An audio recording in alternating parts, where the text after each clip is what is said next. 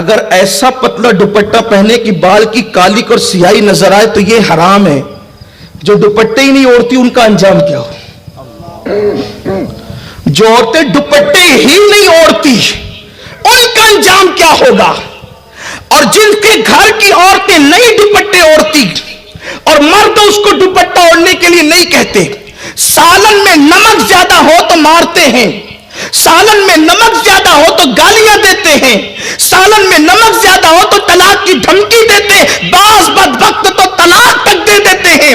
مجھے آپ سے پوچھنا چاہتا ہوں، تمہاری زبان کے ذائقے کے مطابق اگر کھانا نہ پکا تو تم نے عورتوں کو طلاق دیا، کبھی تم نے اپنی بیوی کو یہ بھی کہا کہ دوپٹہ اوڑھنا تجھ پہ فرض ہے، تو نے دوپٹہ کیوں نہیں اوڑھا؟ اگر دوپٹہ نہ اوڑھے گی میں تجھ سے بات نہیں کروں گا، دوپٹہ نہ اوڑھے گی تو میرے گھر میں رہنے کے قابل نہیں ہے. اللہ اکبر. سنو سنو، میرے نبی نے، سچے نبی نے، صادق و مصدوق نبی نے فرمایا، جس گھر کی عورتیں دوپٹہ نہ اوڑھے، بے پردہ گھومے، سر کے بالوں کی نمائش کرے، اس کا بھائی اس کو نہ روکے، اس کا باپ اس کو نہ روکے، اس کا شوہر اس کو نہ روکے، میرے نبی نے فرمایا ایسے مرد دجوس ہے، دجوس. اللہ نہ ان کی نمازیں قبول کرتا ہے نہ دعائیں قبول کرتا ہے، اور اللہ ایسے مردوں پہ لعنت کرتا ہے جس کے گھر کی عورتیں بے پردہ گھومتی ہیں.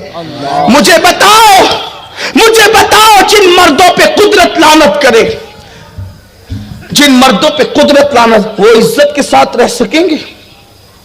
اور عورت دوپٹہ نہ اوڑھے تو اس کے گھر کے مردوں پہ لعنت پڑتی ہے، اور جب اس کی وجہ سے مردوں پہ لعنت پڑتی ہے، اگر وہ منع نہ کرے تو، اس کو نہ روکے تو ان عورتوں کا خود کا انجام کیا ہوگا؟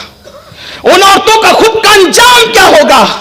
عورتیں ہیں اتنی نازک، انہیں صنف نازک کہا جاتا. اگر عورتوں کو ڈانٹ دو، ڈانٹ پڑ جائے نا عورتوں کو تو ڈانٹنے سے رونے لگتی ہے. میں سوچتا ہوں میری بہنیں کتنی کمزور ہے، کتنی نادان ہے.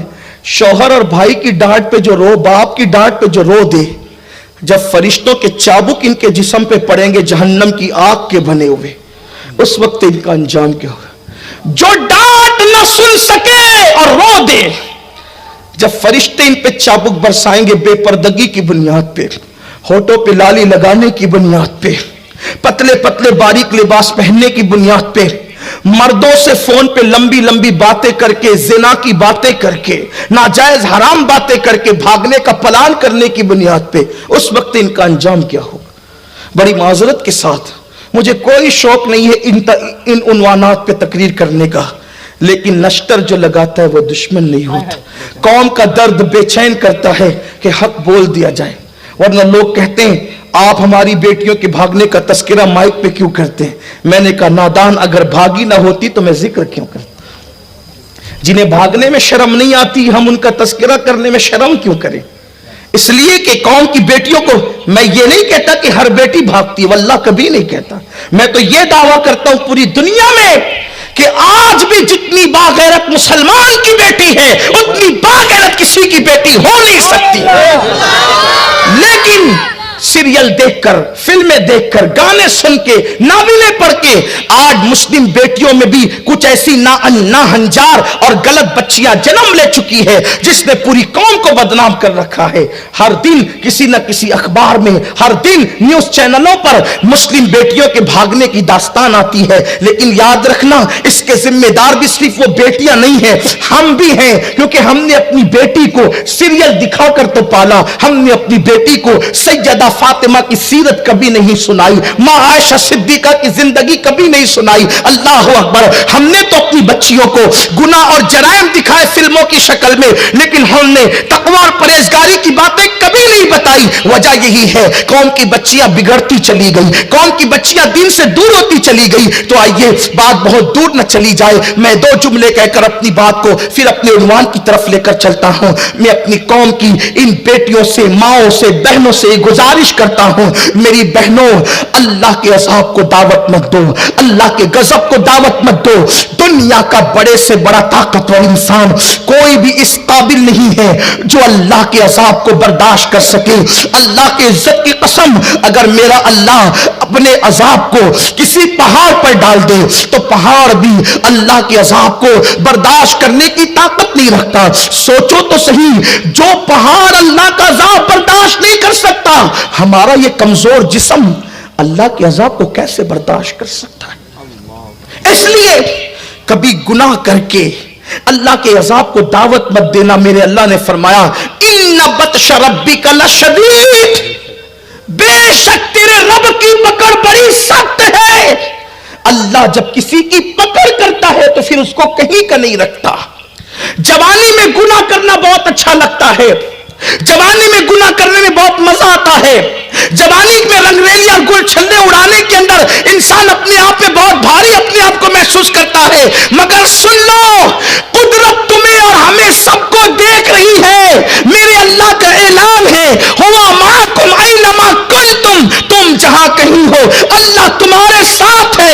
इन्नल्लाह काना अलैकुम रकीबा, अल्लाह तुम पर कड़ी निगरानी कर रहा है और अल्लाह की पकड़ बड़ी सख्त है। जब इंसान गुनाह करके भूल जाता है तो कुदरत उसको सजा देती है, और बुढ़ापे में जब कुदरत किसी को सजा देती है तो इंसान चेहरे पे चादर डाल करके रोता है और उस वक्त तो तौबा तौबा करता है, लेकिन बहुत देर हो चुकी होती है। इसलिए अगर पलटना है तो जवानी में पलटो, अगर दीनदार बनना है तो जवानी में बनो। सारी जिंदगी की लज्जतें लूट कर जब किसी के काबिल नहीं रह जाते तब अल्लाह की तरफ पलटते हो, जब किसी के काबिल नहीं रह गए तो कुदरत की तरफ। याद रखना, जवानी में जब हम इबादत नहीं करते तो बुढ़ापे में फिर कुदरत इबादत करने नहीं देती।